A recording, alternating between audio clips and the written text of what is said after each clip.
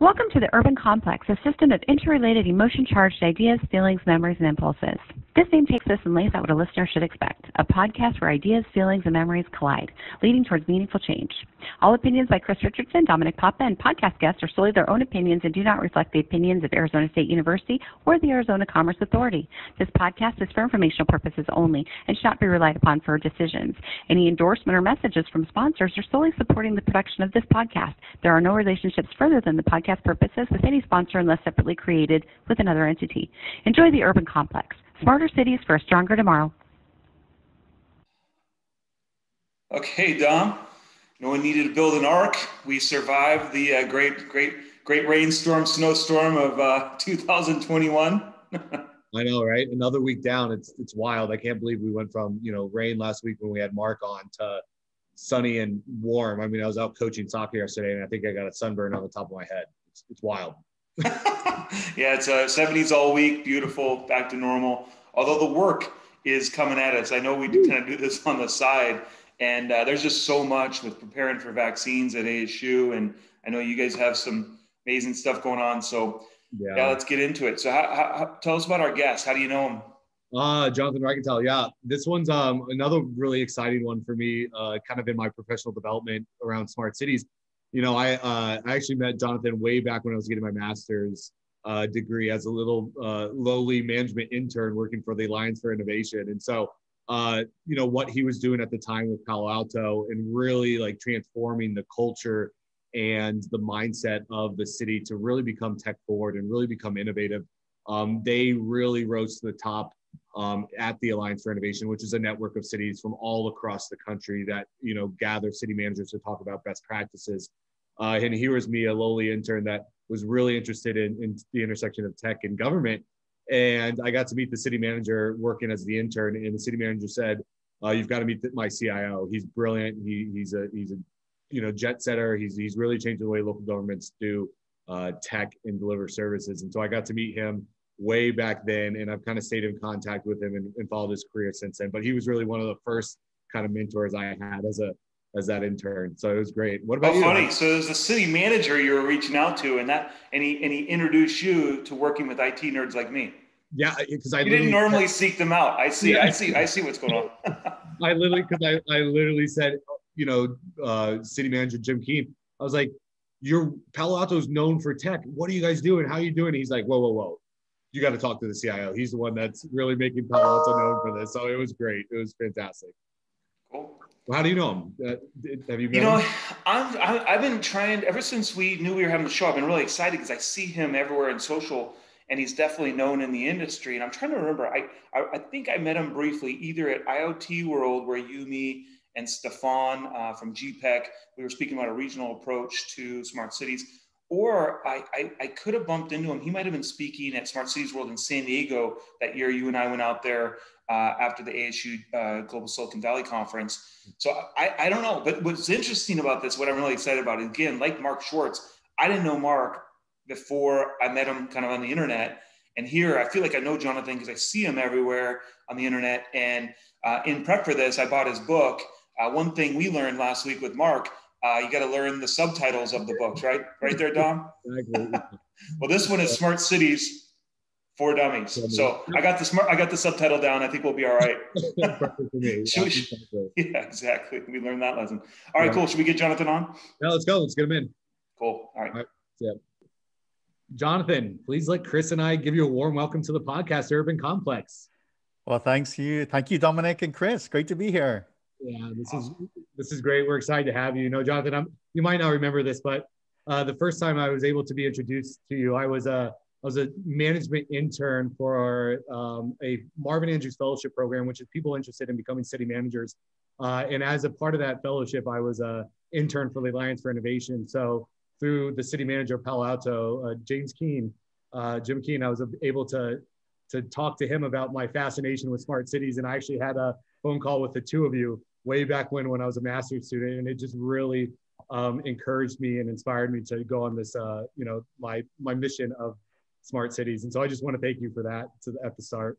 Well, it's my pleasure. And by the way, I remembered vividly, absolutely remembered. And I've been really thrilled to see what you've done since. And getting your law degree, right? You got a Yep. law degree recently. That's such an amazing accomplishment. Well done. Yeah, thank you. It's probably why I have no hair anymore. But why don't we jump in? So why don't you start with some information about you? What you do. What do you want our podcast audience to know about you as a person and kind of your background? Take your time, really kind of dive into how you got to where you went and where you are. Thanks for that. It's lovely to have a platform to talk about stuff that matters, stuff that matters. So my background, and I'll be brief because I do want to have us get into the substance today. I think everybody wants to hear about the good stuff. So I'm a technology guy, no question about it. Despite my youthful appearance, I've been doing this for over 30 years. And, I started in the private sector, doing sort of traditional technology consulting. You were 5. Yeah, I wish. Although I was definitely an early starter with tech. Yeah, I wrote my first software program when I was about 10. Oh, wow. And I sold it, believe it or not. And at the time I got the equivalent of about $150. And I thought I was a millionaire. Absolutely. Yeah. And by the way, this happened in Europe. I was born in Ireland, in Dublin, Ireland. That is the reason why I have this accent that people spend, the first 30 minutes of listening to me trying to figure out, it's not Scottish, it's not South African, it's an Irish accent, but I've been here 25 years and it's been tainted a little bit. Came to the US, worked for a big consulting firm, what later became known as PricewaterhouseCoopers. I became my last job there, and I was there for a while, I was the director of technology innovation. And that was the first time I realized that you could have a job that was like a hobby. And basically, if you do that, you never work again. If you can do stuff that just you love every day. And so I was like, wow, I get paid for this. And, I got the opportunity to advise big Fortune 500 companies back this would have been in the early 2000s, I guess. I was talking about virtual reality at that time, VR. And you'll recall maybe Second Life. Remember Second Life? Oh, yeah. I was one of the guys talking a lot about that and what it could mean to business. And turns out I was 15 years too soon on the topic. And so what can happen in tech is that you identify a trend and you get excited about it. But again, the market's not ready and it's sort of, you have to move on. But I definitely was very intrigued at the time with speech recognition, another area where I was saying this was going to be a game changer. I don't think I could imagine Siri or Alexa at the time. You don't know how it's actually going to play out. I then got to work with Tim O'Reilly, sometimes called the Oracle of Silicon Valley. I was the first CIO up at O'Reilly Media. I think if you are a tech person, you probably have an O'Reilly book on your bookshelf. My guess is both of you probably have one. And that was really cool. It was just north of San Francisco in a place called Sebastopol. And somewhere along the line, I got a call from a headhunter, and she said, "Hey, Jonathan, would you consider working for a city?" And I have to say, I wasn't thinking about public service. I wasn't thinking about going into government, but I was definitely intrigued. And my advice always is, if somebody comes to you with a proposal and it sounds outrageous, at least just listen, give it a chance. Because I could have said, not for me, no thanks, and put down the phone. And wow, I said yes, and my life changed. You wouldn't be on the podcast. I look at that, all of that. That one phone call, 12 years ago, puts you here with us today. Puts me in front of you guys, and that's worth every moment. Well, getting to know both of you over the years, through your work, has been a joy. And so what happened to me was, I'm a technology guy. I got my computer science background. I have a few degrees in that. But I saw the intersection of cities and tech, and I fell in love with that. I was like, this is amazing. But to be exposed to the importance of cities and how cities are shaping every aspect of the human experience, I think was the revelation, and I'm hooked. And that's what I'm doing today. That, a big part of my work is city related. So I'm definitely, a person who is not only writing about it and talking about it, but doing it. I'm a doer. I like to actually, deploy technology and see results. So it's not with me. I'm not just some sort of academic or, theoretical guy. I actually do the stuff that I talk about. And so that's a big part of my world, and I do the same sort of technology strategy and advisory work with non-governments too, with private companies. So I'm pretty broad in how I approach the work. I left the city 2 years ago, and the city of Palo Alto, and started my own thing. It's Silicon Valley. I had to at least try once in my life to have a startup. I said I would give it 2 years, by the way. And here we are, 2 years and 2 months, and it's going well. So I'm going to stick at it. What is Human Future? I'm assuming that's what you're talking about. Yeah. It's a little boutique, if you like. I'm trying to use my own advice in doing my own thing. So I for a long time advised other companies, and now when I had the chance to build my own, it's like I better do the things I've been talking about. And I don't want a big payroll, I want to work with contractors and sort of expand as needed and sort of shrink as market conditions and sort of opportunities, present themselves. So what it is, it's three things. It's sort of the three legs to it. Number one is traditional consulting. And that means, you're a city somewhere in the world, and you know that smart cities are important, and you want to know, how do I start? Or you're already underway and you need help with identifying paths and technologies, and maybe you need help with your data strategy. And so I do that sort of stuff, and I do that all over the world. I used to go to places. Now it's all virtual for now, at least. The second leg is education. So education has become ultimately my passion. So that is everything from, I do some work as a professor at UC Berkeley, University of San Francisco, Pepperdine, and also with a university in Spain called ESADE. I write content with other people. So I'm quite active on LinkedIn Learning, as some people know. Got very successful videos there on things like quantum computing and blockchain, and even on cities. I've been doing some work with some entities in the Middle East, developing content and educational content on the Internet of Things and a whole variety of other topics. And the third leg is investment. And what investment means for me is both, identifying companies that could be really interesting in the future and committing some money, or it's sweat equity. It's me getting a little bit of the business by trying to help them grow and be successful. And I have a portfolio now of about 8 to 10 really interesting social impact companies that we may get to talk about later on. So that's what Human Future is today. I say it's a work in progress, still trying to figure out, where to really spend my time to be most productive and valuable in the world.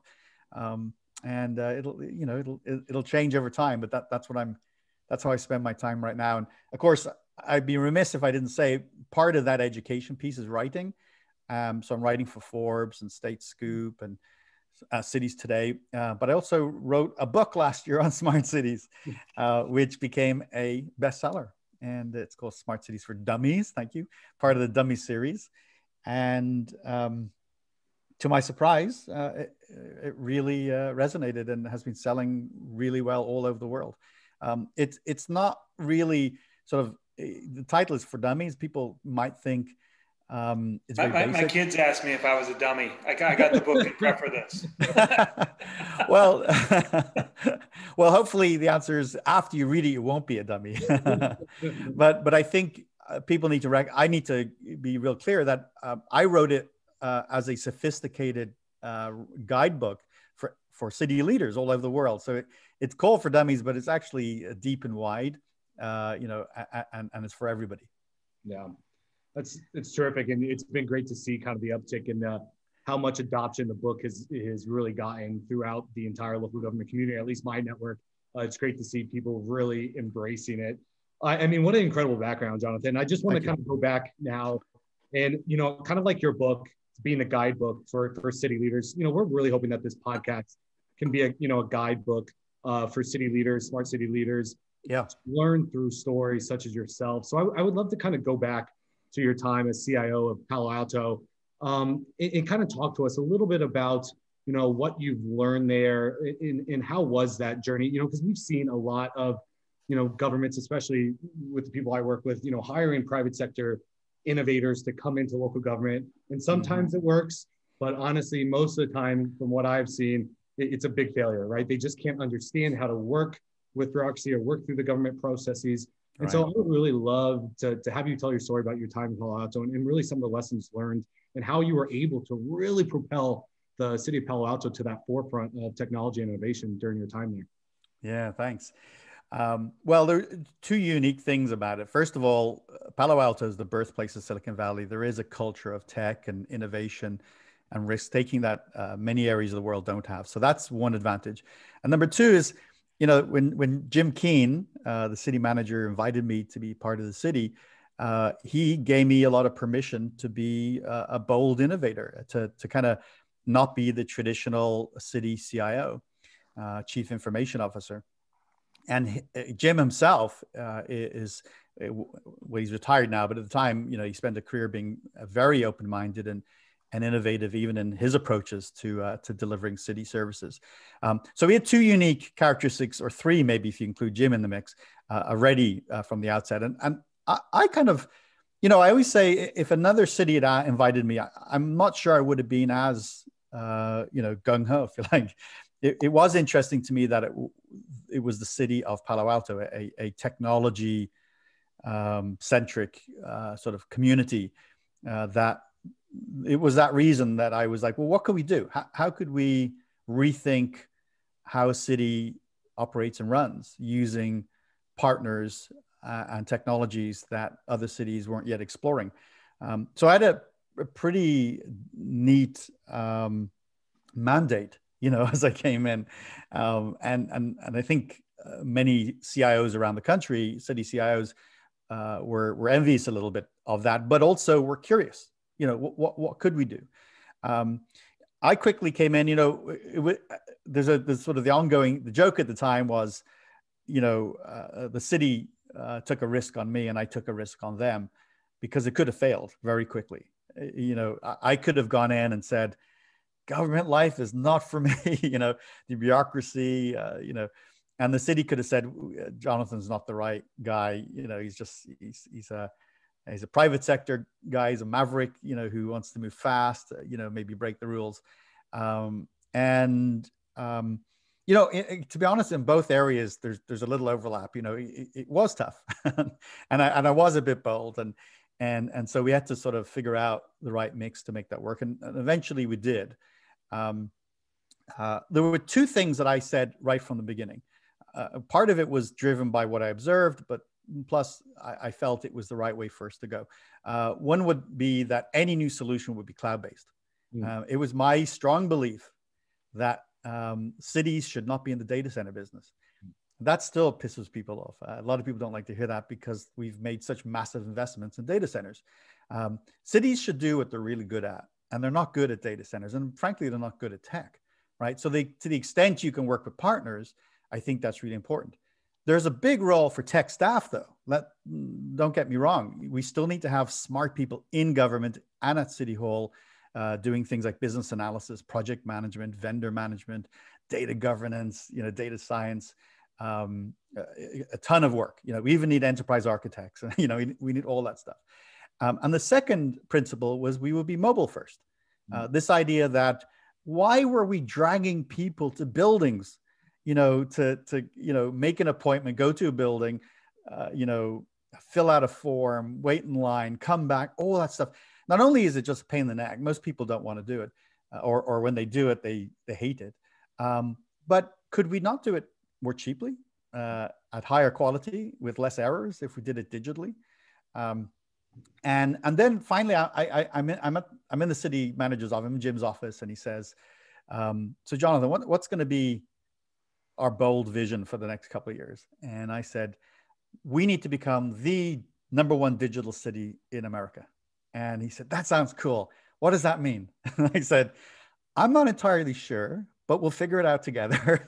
But it definitely meant that we would be cloud first, mobile first, and we would put a significant effort on digitizing our efforts. What I didn't realize at the time is we were entering a digital transformation, which has become, one of the hottest areas today, 10 or 11, 12 years later. So I think having those bold visions, those clear targets. The next thing I think that was really key in my work in the city was recognizing the value of data. And even now, 10 or 12 years later, I'm still talking about data in government and how governments are not embracing the very thing they have in abundance. People have heard me say this, but I'll say it again. It's worth saying. When I first joined the city, I realized quickly that it was a world of constraints. Not enough time, not enough talent, too many projects, too many distractions, too many priorities. It was just it was so difficult to navigate that. But I was very pleased to recognize that we had data in abundance. We had more data than we knew what to do with, and we were doing nothing with it. We were still making decisions anecdotally. We were still using printed materials and PDFs. We had no data analytics competency. So I said, we got this amazing rich asset. Let's start to take advantage of it. And today, a focus on data in government is quite commonplace and increasing, and there's still a lot of work to do. Just over the last few years, we've seen the emergence of chief data officers in cities and data scientists and analysts. Okay. Yes. Yeah, I was just saying that's how incredibly important. Can we talk a little bit about kind of that selling up in your organization? Yeah. Especially because I find this to be something that a lot of sometimes city leaders that aren't city managers struggle with, right? Yeah. And so you had a very kind of open and embracing city manager. How was the mayor and council? I mean, were they open and receptive to this, or did you sometimes struggle to kind of communicate that vision and that mission upwards? And kind of what are some strategies that you use to kind of get your vision across? No, that's still probably the most important thing. You can be brilliant, you can be a great person to execute, but if you don't win over people, you don't get buy-in, you don't build partners and alliances, you're not going to get a lot of very big, important things done. Of course, I had Jim Keane on my side, so I had the city manager on my side. That was important. And I think, if you're a CIO or CTO considering joining a city or any government agency today, make sure you're getting that commitment. You say you'll join if you get that commitment that you're going to support us in doing those bold things.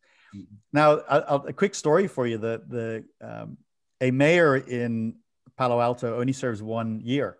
Really? It's a 4-year term, but every year the mayor changes. The mayor at the time when I joined was coming to the end of his mayoral term, but also coming to the end of his term.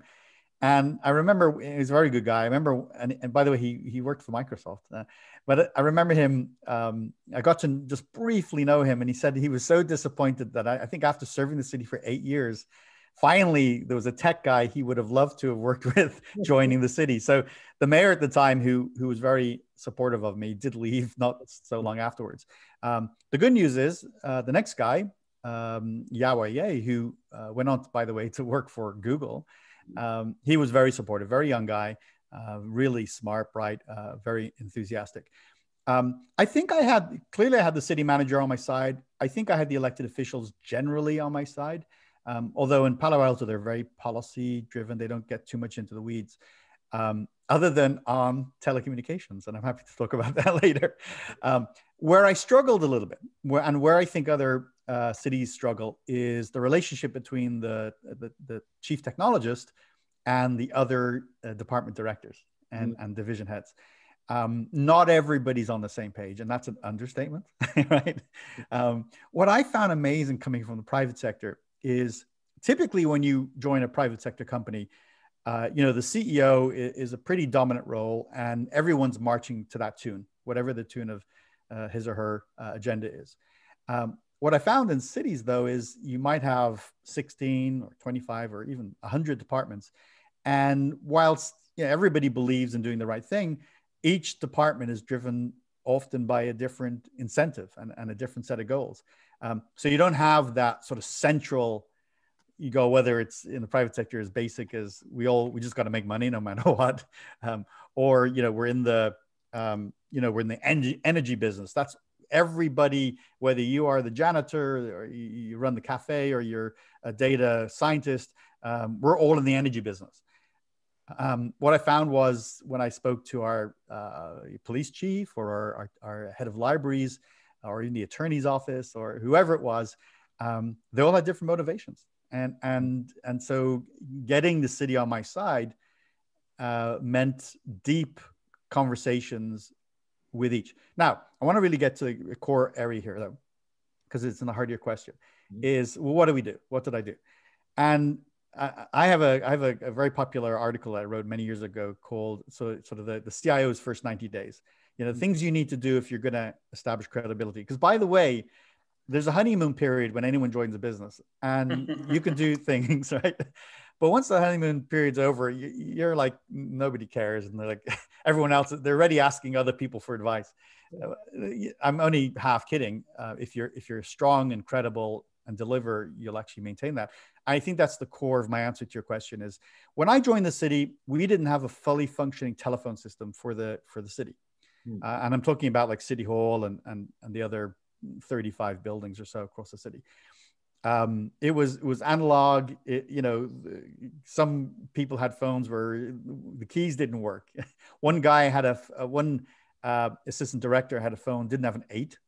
So anytime he had a phone number with an 8, he had to scream outside his office for his assistant to call that number and transfer it to him. So I said to the city, and this was February or March, and the city had been promised a new telephone system for a long time. I said, I'm going to have new phones on everybody's desk by the end of the year. And I said this at the directors meeting on a Tuesday morning. And I could tell people were like, whatever, he's the new guy. He doesn't realize how hard this is going to be. In my mind, I always thought to myself, even if the phones were not plugged in, there would be a phone on everybody's desk by the end of the year. So I made no commitment about the phones working. With 8. No dial tone, no power, just a phone on your desk. But no, in all seriousness, by December of that year, we had a state-of-the-art voice over IP telephone system. And that won me and my team a lot of credibility. It meant that the next time I went in front of the department heads and I said, we're going to roll out, a new cloud-based a records management system or, whatever was hot at the time, they wouldn't shrug or, kind of go, yeah, whatever. It's the new guys, making stuff up. They'd say, okay, Jonathan delivered. Let's see him deliver again. We'll help him. So I think actually having successful projects, being a person of your word, really helped in elevating the credibility of the IT team. I also had to build a great IT team. I mean, the truth is, when I was applying to the job, and it was both directions. They were interviewing me, but I was also interviewing the city. I wanted to meet members of the IT team, and I met several folks. And I knew that they had been neglected. They were not getting the support they needed, and they weren't getting the budget they needed. But what I did recognize was this was a bunch of really smart, passionate, motivated people. And if I could get them everybody on the bus in the right seat, as the saying goes, we could go places. We could really go places. And so from day one, I started, I built a new organization. I created a new org chart and really gave people titles, and responsibilities, and, if you wanted to be a world-class project manager, you now had an opportunity, you had a career path in my team. If you wanted to be a business analyst or work in the data center, the data center that was rapidly shrinking, you could do that. And that gave a boost to people's confidence. One guy who was supposed to be a project manager and was not succeeding, I said, you're not going to do any more work for the next few weeks. All you're going to do is study and get your PMP, your project management professional certification, and then we'll get you back on the bench doing work. And so this is so sort of weird for him. It's like, really? You're gonna actually invest in me? I said, yeah, I'm gonna pour real money and time. And so, I don't recall the amount of time. It was somewhere in the 8 to 10 weeks. At the end of the 10th week, he took the exam and he passed. And then we said, okay, we're going to give you a project. And we gave him a sort of medium-sized complexity project. He did it, and flying colors. And I got to say a couple of things. First of all, talk about a boost to an ego. He became like held his head up high, was feeling confident. But he delivered too, which means some capability was introduced to the city that was valuable. That's great. Yeah. Well, cool. So that's just such great background about yourself, about your time at City Palo Alto, kind of some of the things to think about. Let's zoom back out to closer where you are today, and your broad view of smart cities, which is passion and human future view. So tell us, what is it that you think makes a smart city? How do you define a smart city? And what are you doing now to advance the movement around that definition? And to your point earlier, no pressure, you did write the book. I did write the book on smart cities. That's true. We do get a little hung up on the term, and I'm always very quick to say, let's not worry about the term smart cities. Some people call them, digital cities or, smart communities. There's many, many terms. I think it's important for us to talk about the outcome. Like, what do we mean by that? Fundamentally, and it's really quite simple. It's absolutely about quality of life for people, and the degree to which we can introduce technology and new ways of thinking, reinventing how cities run and operate. So a huge component of it is start with people, start with quality of life. The definition that I use, just so we're on the same page, is, it is the application of best practices, new ideas and technology to improve livability, workability, and sustainability. What has happened here in the last couple of decades is that we've become a majority urban world, and we'll continue to grow that over the next few decades. The human experience, our future, belongs to cities. And that's pretty meaningful. It means that when a kid baby's born today, that child has a pretty close to certain chance of spending their life in a city context, going to school in that context, living in that environment, getting, go to college, finding a job, raising children. And in many ways around the world, we're actually not well prepared for this. It has happened so fast. We became, in the United States, for example, it wasn't so long ago, we were largely a rural sort of farming country. And, in just about 100 years or so, we're like a 90th percentile urban country. And very few people now are living outside of cities. And so in the scheme of sort of the universal time horizon, that's very short. It happened very sudden. Look at China. The country became urbanized and developed, in just a few decades. They can build a 25 million person city in years. Literally 25 million people are inhabiting a city there in 5 to 10 years. It's amazing. Near the end of the book, you brought forward this idea, the Smart Cities for Dummies book. You brought forward this idea that there will be 10 things that completely shape cities going forward. And I'm curious, with our audience at the Urban Complex, it's about, mayors, city managers, CIOs, CTOs, their teams across those departments you mentioned. What do you think, as you know from Palo Alto and you see in practicum from your consulting and whatnot, what do you think that audience should really care about? Maybe the one or two things, maybe a specific story around one of those that they can take away and take some action from this podcast and your time here.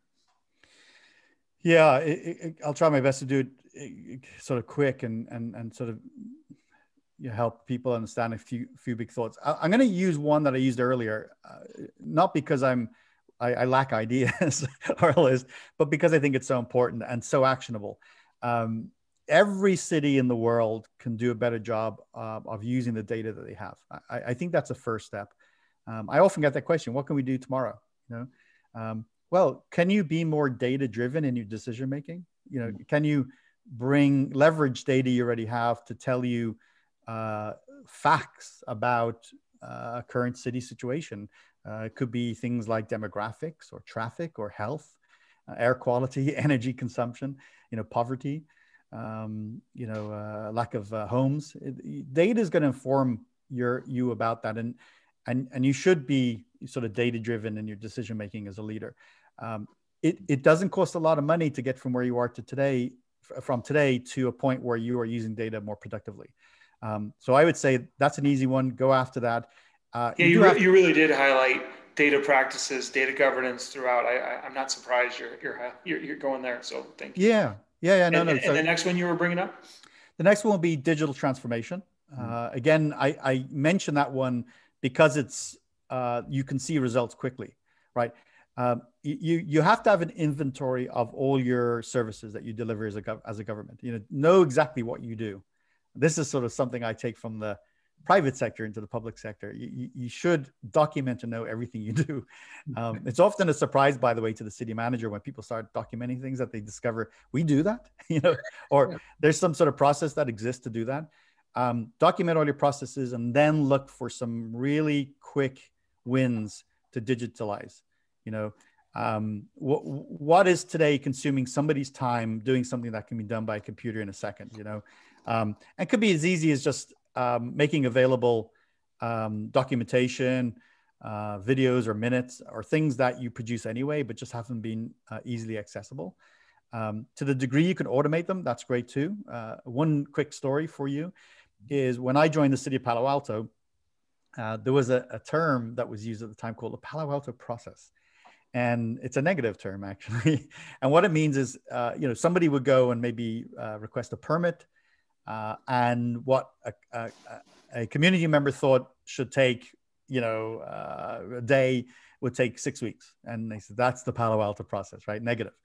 And so we hired a really sharp guy, Peter Pinichat, actually. He's become recently the city manager of Foster City. He to be our development services director. And I worked really closely with him to look for quick hits where we could actually eliminate human interaction in the permitting process. There are some permits that can be issued automatically. They don't need 5 rounds or 10 rounds of human intervention. Get those and digitize them.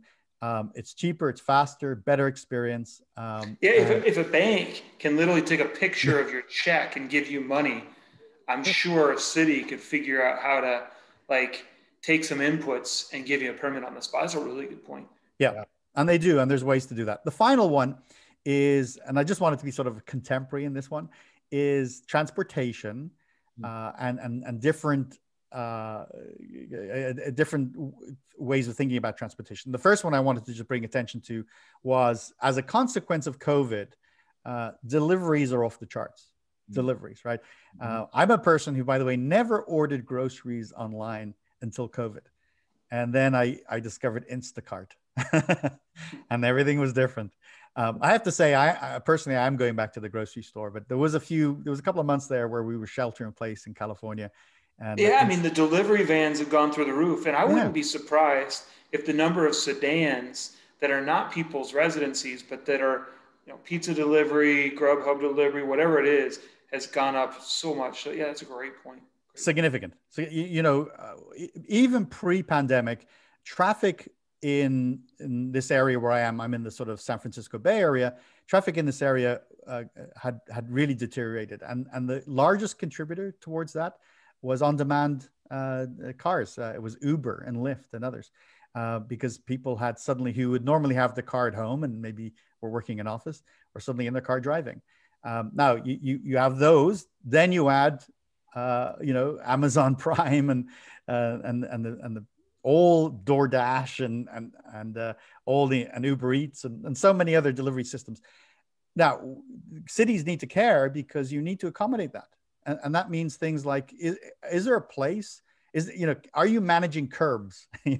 When you work in cities, you get to think about things like curb management. Like, can a vehicle actually park?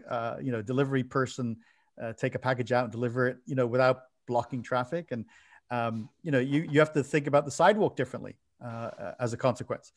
Now we're going to see things like soon, probably quicker than people realize, deliveries by drones, both ground-based and flying drones.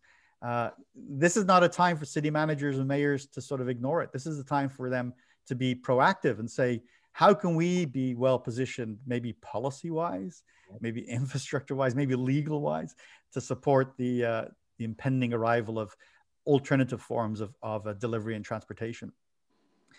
Further down, we'll see things like flying cars, but they're a little ways out. I do think as we think about transportation, cars will drive themselves, and that will transform cities.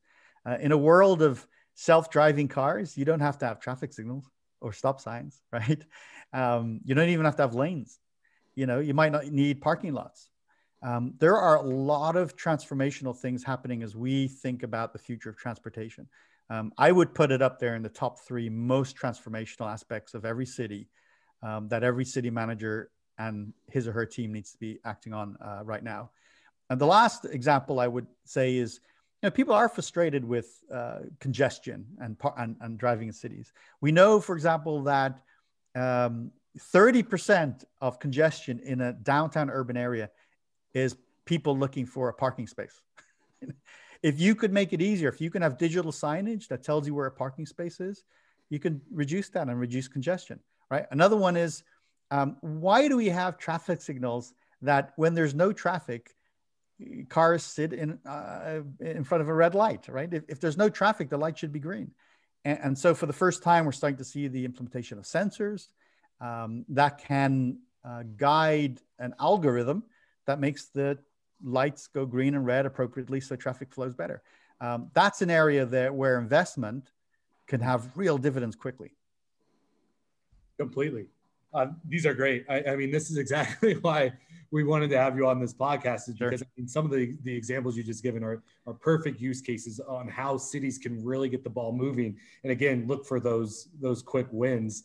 So I kind of want to go back for a second. I mean, you talk, a lot about data, and a lot of that data is now coming from IoT devices. And what I kind of find fascinating is this kind of wide range of knowledge around IoT devices, right? You might have a very, very technical person that understands IoT like the back of their hand, but then you might have an incoming mayor or elected official that might not even know what IoT stands for. Yes. And so it's very interesting to me to see this kind of dynamic at play. And, and we know that you've been quoted and spoken around the perspective of the role of IoT in cities. So do you think you can kind of help our audience, whether they may be experts or just coming in, mayors, maybe new mayors listening to this podcast, help them understand what IoT can be as an enabler, and how can they get involved to really leverage it if they aren't, and overall see your vision, of this digitally connected city come to life to improve the quality of life?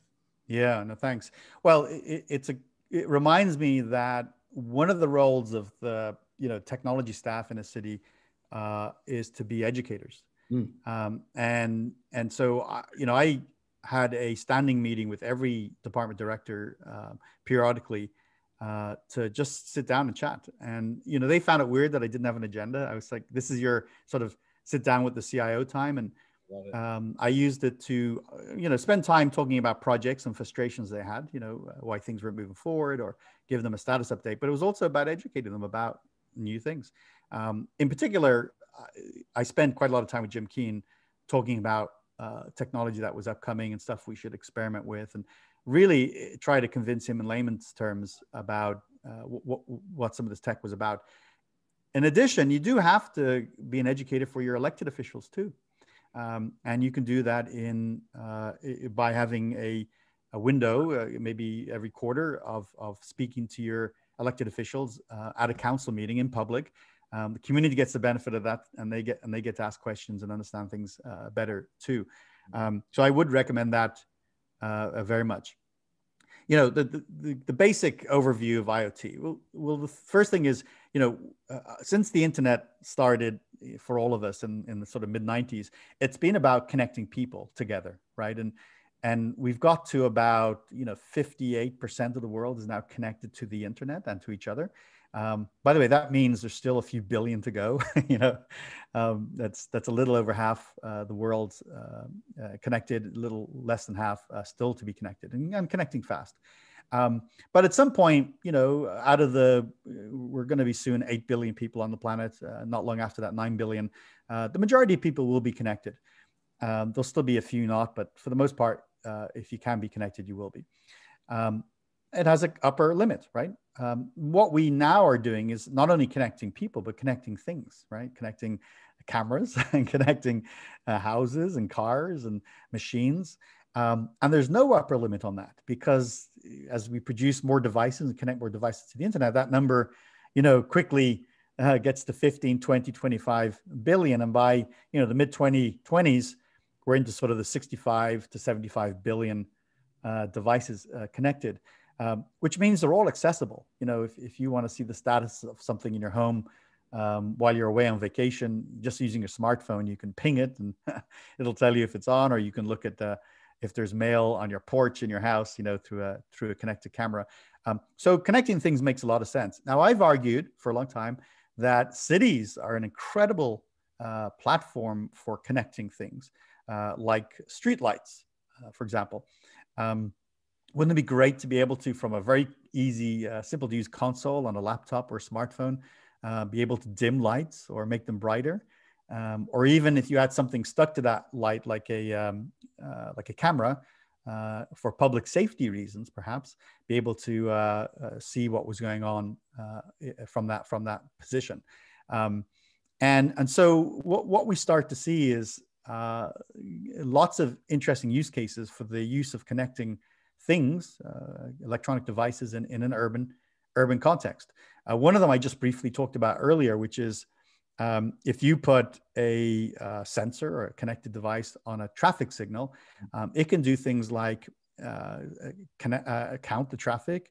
It can determine, the traffic speed and traffic throughput, and using that data at the edge, at the point of where it collects it, dynamically change the traffic signaling system. And one traffic signal system can then talk to another traffic signal system and say, hey, I'm green, you should probably be green too.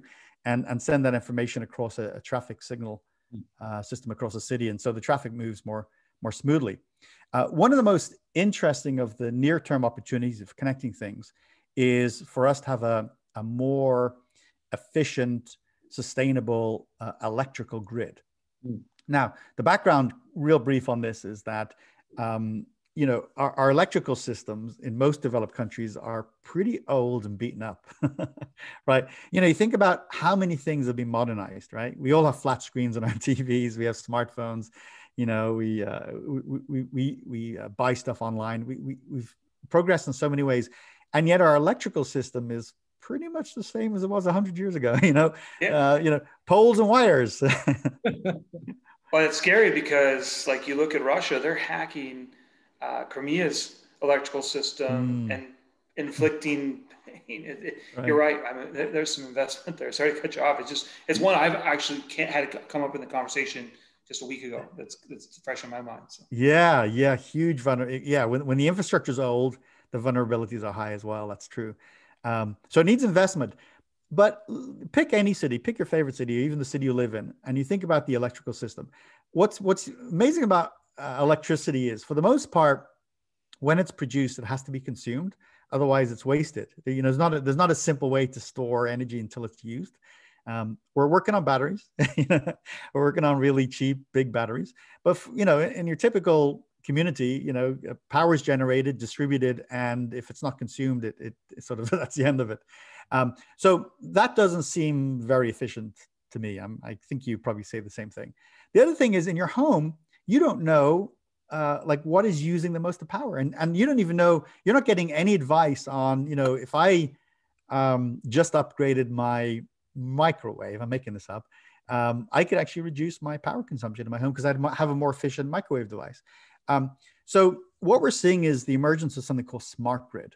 And smart grid requires the implementation of connected devices in very strategic places, for example, outside your home, sometimes within your home, in substations, at the electrical distribution center. And using these sensors and these IoT devices, we can start to understand supply and demand. We can understand supply and demand so much more better that, number one, we can distribute it to where it's needed. So we can optimize it minute by minute. That's really cool. And number two, as a homeowner, you can have data that can inform you on better decisions around your electrical usage. This, by the way, I know you want to jump in. I just wanted to add one little quick thing. Whilst I've been talking about electricity, which is central, basic utility, this also applies to water. Water, right? Are very, very constrained resource. We don't, drinking water is one of the most rarest things on earth. And so much of it is wasted. So if we can have a smart water system, and we're seeing those implemented now around the world, is we are wasting less. We are optimizing it in our homes better. You can make decisions about how long you want to have a shower, or you can find out if there's leaks in your home or leaks in the infrastructure. So this to me is, this is not some abstract idea. This is stuff that really matters to each of us every single day.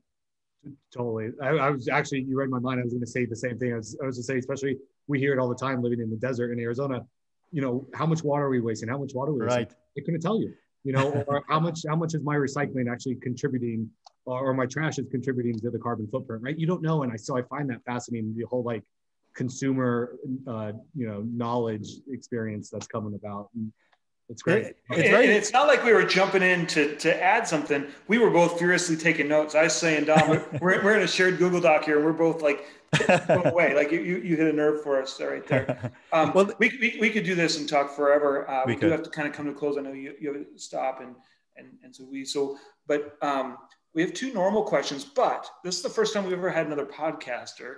You have a podcast called Drinking Wine and Talking Tech. Is there one thing you would advise us about building your podcast audience and reaching them besides drinking wine that you'd like to share with us? Well, unlike you guys, we very much do that for fun and for a little laugh. You guys are actually doing something that matters. We're having fun too. Don't let us fool you. Oh no, yeah, no, good point. You definitely great guys having a good time doing stuff that matters, and it's meaningful. So yeah, my drinking wine talking tech came out of a fun friendship and conversation with a colleague. And it seemed to resonate, and we have quite a big listenership. You can listen, of course, on Spotify and iTunes and any service like that. We're not very good at being pretty consistent. We've had 4 seasons. Right now, we have no plans for a 5th. We are going to do Clubhouse tonight, by the way. You are. We're just starting to get on there too. So I've been experimenting some things. That's So people, when they listen to this podcast or watch the video, we will have done it. So it's not worth it's the 11th of February, 2021. So yeah, we're going to do a live version of Drinking Wine Talking Tech today. Just a one-off. Note to splice that out. We don't let people know what date it is. Kidding. Okay. Yeah. We'll keep it in there. I'm just messing around. I think the tip is, and I think you have it, is what's the novelty? What's the core, thing?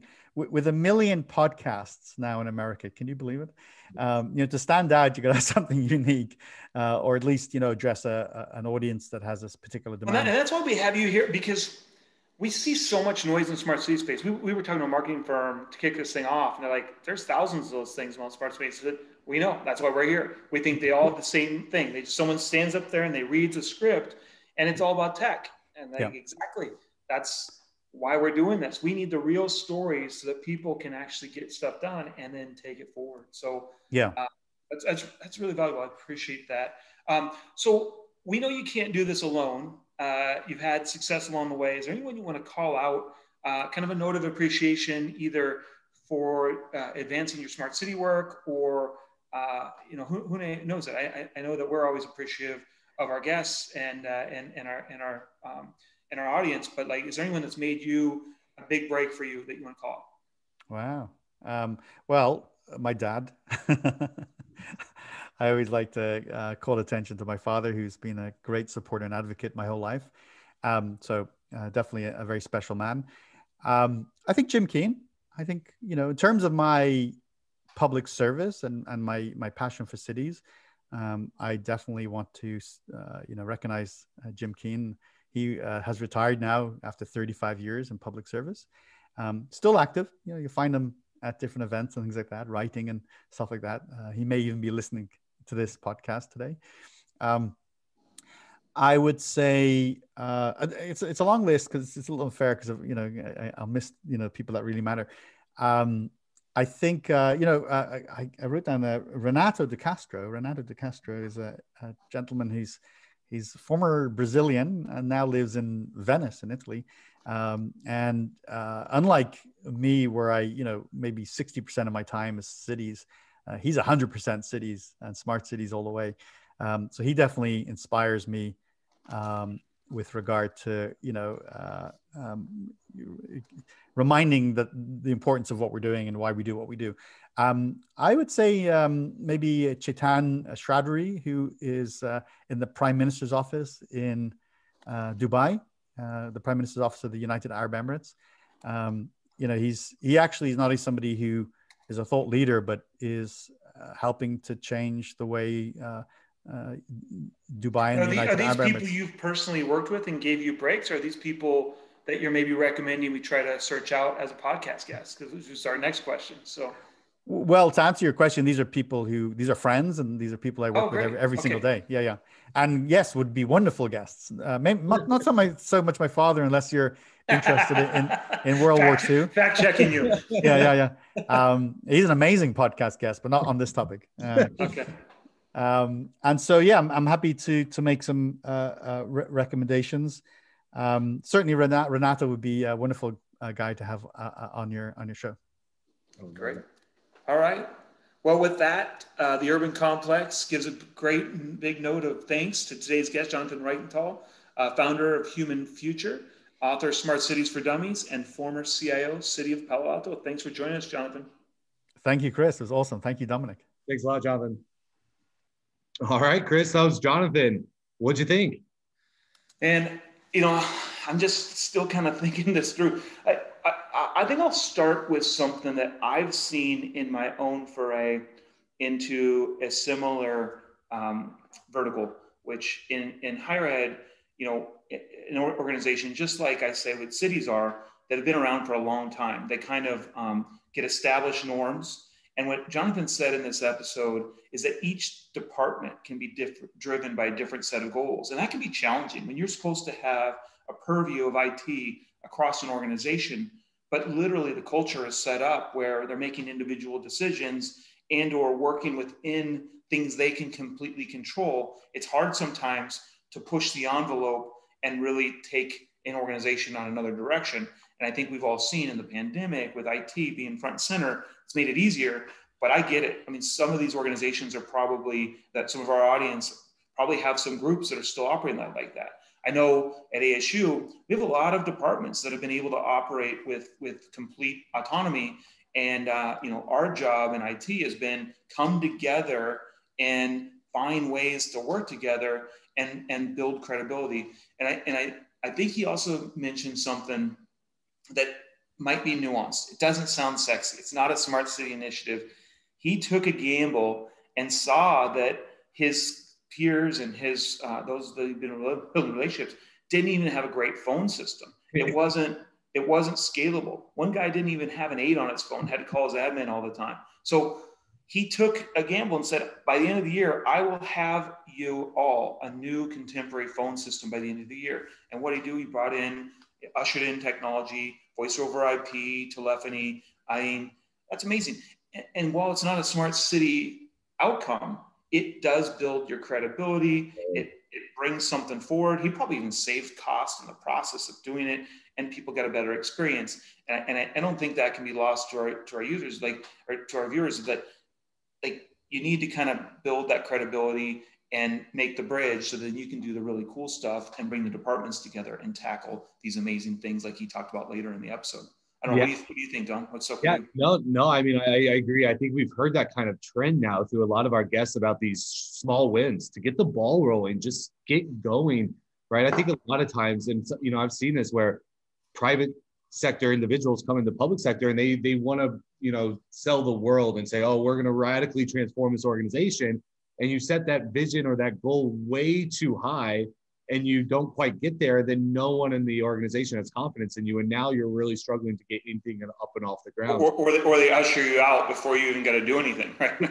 Totally. So I love that idea about the phone system. And I love the idea of the caveat. He said, I didn't say it was going to work. I said, you just have a phone on your desk. But he did make it work in the end. I know. And the funny thing is, I don't think it was a wing and a prayer. I had a hunch. I bet you he had a hunch. He knew exactly what he was going to do. Probably had done the research. So don't take it like you just set yourself up for unrealistic expectations. I bet he did the research. We didn't ask him. I should have. Yeah. But, good. Oh, that's good. Yeah, and I just to hit on that, another thing that in my notes to hit on that idea of quick wins. I really thought he gave a good lesson for a lot of local government leaders out there. Is maybe one of the first steps is to document your process and then look for those quick wins, right? I love the fact that, when you start to document, then you take it to the city manager and he goes, we do all these things, right? So I think that might be I thought that was a great practical kind of advice for some of the. But, and he had these conversational relationships where he was probing, but not leading with tech and confusing people, right? He was just having conversations and understanding their world and helping them understand his too. I think that's important. Yeah. And so the one thing that really caught me, I mean, there's a ton that I had, but, I really is fascinated about, him coming into the public sector, a local government, right? Private sector guy, consulting career, coming into local government. I've seen it fail so many times, but this was really a match made in heaven. And so I was always fascinated, even from way back when, to understand how did that dynamic work? How was the city of Palo Alto able to get, this really high rising tech star to come and work for the local government? Because a lot of the challenges local government has is around next generation workforce. And so I really loved kind of how he said he was attracted, what made him motivated to go to Palo Alto. And the way I kind of listed is there were three main things that really attracted Jonathan to go work for the city. The first was leadership, right? The city manager, Jim Keene, you can hear was really an inspiration for him. And one of the big reasons that he wanted to go work with local government. So it makes sense that, really your city manager sets the tone. And if you want to attract great people, you've got to, imbibe that tone. In this case, didn't Jim come to him with the idea too? Totally. I think he might have headhunted. So, I mean, that's even forward looking for a city manager to go find those individuals, right? Yeah. So I think leadership was key. Another thing I think we hear a lot, right? Freedom, like let them be. You brought them in for a reason to innovate. So kind of get them freedom. I realize that's, a bit of a struggle for local governments at times, but, this idea, if you bring in someone that's innovative, let them innovate. But then I thought something else. The third pillar that really brought him in was the ecosystem, right? Palo Alto, Silicon Valley. I mean, we're not all Silicon Valleys, but it goes to show you that if you want a great culture, you've got to build the ecosystem, not only internally, but externally as well, right? You've got to start to create a community of innovation, a community of tech acceptance, right? In your city, in your community, because if you want to attract the people into the city to live, work, and learn, you've got to have that ecosystem present in the community. So I don't, I think to me, it was a great tip to don't just focus internally, really share your story, share your culture externally with your constituency. So that way you can start to build that culture that attracts these people. I think that's something we've done really great here in the Greater Phoenix region, is building this incredible ecosystem of innovation and tech that we're now starting to see this massive influx of talent into our region. And hopefully now we'll start to get that talent into the local government. So yeah, it's a really, really good point, especially on the freedom part. And one thing we should probably drive home, he didn't explicitly say it, so hopefully I'm not speaking out of turn here, but my hunch is it's right because he wrote a book about it. But when you do come in from an outside, if you come in and you keep talking about your past, if he would have come in and said, well, I'm this expert at PwC, Pricewaterhouse, and this is how Pricewaterhouse do it, you lose credibility. My hunch is he came in, and his point, he built relationships, he asked questions, he figured out where his opportunity was, and he learned the industry. I mean, look at it. Now he's written the book, Smart Cities for Dummies, without coming into that world, without having the deep knowledge. And I did the same when I came to ASU. I didn't walk in and say, Honeywell. No, I understood. I learned about higher education. I learned what was different. I learned what made that tick. But you're right on. That's what gives you the latitude to have the freedom. It's kind of it is hard for some, but if you're doing those things, I think you get more latitude. Near the end, he threw something out there that blew my mind. I don't want to leave without, in that he has that, you can tell he's got this deep vision for a smart system, whether it's the supply and demand of energy and finding a way to tap into everything that's going on in the residential market and or commercial market of the energy base, and then flex and surge to deploy so that you don't lose out what you're collecting with solar and other. I think he was onto something, and that's got to be a great blue ocean kind of opportunity. At the same time, then he sprinkled in same could be done with water, and we both kind of perked up on both of these, especially water, because of where we live in the desert. We know we need to be optimal with water. So it'll be interesting to see if he's personally getting involved in that. He didn't really talk about some of the investments he's made, but you could tell that was something he's been thinking about, and pretty exciting. So hopefully if we have some of our viewers out there that are working on those items and want to go deeper, that'd be a really fun future topic. Totally. Love it. Well, hey, let's wrap that part up. Dom, any cracks in the pavement ideas? I know I've usually let those off, but you always have great ideas. Let's hear one. Yeah, I really want to share this one because it sparked my thinking of what Jonathan was saying about how do we attract, talent into local government. Fast Company is doing this series of all around, how government needs innovators, entrepreneurs, and disruptors. And it's talking about, how there's this new rising generation of employees that say they want their jobs to have purpose, to contribute to positive change in the world, and to make a social impact. I mean, no other place is better for that than local government. But they're also saying that they also want the latest technology, career dynamicism, freedom, and the economic rewards of hard work. That's where local government struggles, right? I remember coming into my first city and we were using Lotus Notes for email. After working for a tech startup, I had no idea what Lotus Notes was, right? But this I love this series because this was me, right? I was working for a tech startup, but I wanted to have I wanted to make an impact in the community. I had that public sector mindset. And so now I'm here, but now, we're struggling through this kind of process of culture change, process of innovation. And so I just love this idea of this series that they're doing and how it's kind of helped teaching local government leaders how they can start to change in order to attract this next generation that's really focused on making positive impact. And they talk about how, you can need to think about the business model, not only for your constituency, for the people you're delivering service to, but for your employees as well, right? And really think about how you can create that culture internally to attract these people. So I just thought it was perfect timing. I read this article a couple of days ago, but it's supposed to be a series. And so I really recommend everyone that all of our listeners to tune into Fast Company in this series. I don't know, have you seen anything from this at all? Yeah, when you sent it to me, it definitely got me thinking as well. When we had Rick Smith from Axon, his book End of Killing, one of the whole chapters was that the best and the brightest are going to go into these industries that have not traditionally been change agents. And so if there's anything we're seeing as we're doing this podcast and some of the feedback, we're getting people that love what we're doing and what these cities are doing and what these innovators are doing for cities that wouldn't normally be related to cities. And so I think this article is a timely one. I think there's anything that people can do is lean in, because whether they're pressuring their cities as citizens, whether they're an entrepreneur that sees a path to do something, or whether they want to go work in a place that's going to have rapidly changing career growth, like we've seen it, like the ecosystem here, the opportunity here, when you have something that hasn't changed for literally hundreds of years, you can do so much. And so to me, it's a wide open space. That's what's lured me to kind of explore this even deeper through this podcast medium. And I think it's spot on. It's a good find. Yeah, I mean, just to hit on the last point that you made about Jonathan, talking about the grid. I mean, it literally says some of the most exciting, ambitious sectors of global economy, such as green energy, artificial intelligence, fintech, health tech, and space travel are all happening in partnership with the public sector, right?